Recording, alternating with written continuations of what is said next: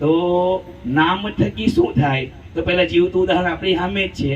સહસ્ત્ર નામાવલીના પાઠ કરી કરીને આજે સનાનજીએ શું કર્યું એ આપણી સામે પ્રત્યક્ષ દાખલો જ છે.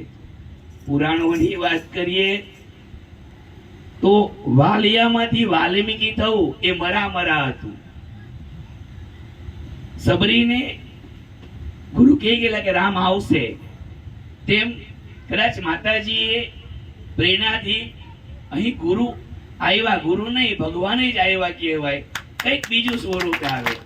કેમ? આપણે ભગવાનને પ્રત્યક્ષ જોઈ શકતા નથી કે આપણી ચર્મચક્ષુ એને જોઈ નહીં શકે. ને વાત કરીએ માતાજીમાં તો એટલી શક્તિ કે ત્રિદેવ બી ઝૂકું જવું પડે. કલિયુગનો મસ્તી વાર્તા કે ધારો કે એક સાધુ ફરતા ફરતા એક ગામમાં આવ્યા. ગામમાં જમાનામાં કૂવો છે અને કૂવા પાસે એક પનિહારી પાણી ભરતી છે. મહાત્મા એના બાજુ જોયું અને કીધું, મને તરસ લાગી છે. પાણી પાસો કૂવામાંથી ધીમે ધીમે પાણી કાઢે સ્ત્રી, અને ભાઈને અજાણી વ્યક્તિ છે, પાણી પાય છે. પાણી પીને વ્યક્તિ ખુશ થાય છે અને એના બાજુ જોઈ જરાક વાર અને વિચારે, અને એના મગજમાં એક વિચાર આવ્યા કે મહિલા ભોળી છે. એક પ્રશ્ન પૂછું, સ્ત્રીમાં કેટલી શક્તિ હોઈ શકે? આવો પ્રશ્ન પૂછ્યો. તો બેને જોયું, જરાક વાર એમાં વિચાર કરો, સ્ત્રીમાં કેટલી શક્તિ હોઈ શકે એમ કીધું. એટલે થોડોક વાર એને સ્ત્રી ખૂબ ચિલ્લાઈ, બચાવો બચાવો બચાવો એમ. તો ધીમે ધીમે ધીમે આખું ગામ ભેગું થઈ ગયું.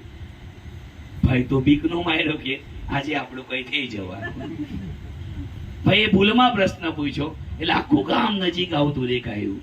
એટલે ભાઈ કે હવે આપણા તો ગયા. થોડો વાર ની સ્ત્રીએ એ જ ડોલમાં પાણી બોલે પોતાના શરીર પર નાખી દીધું.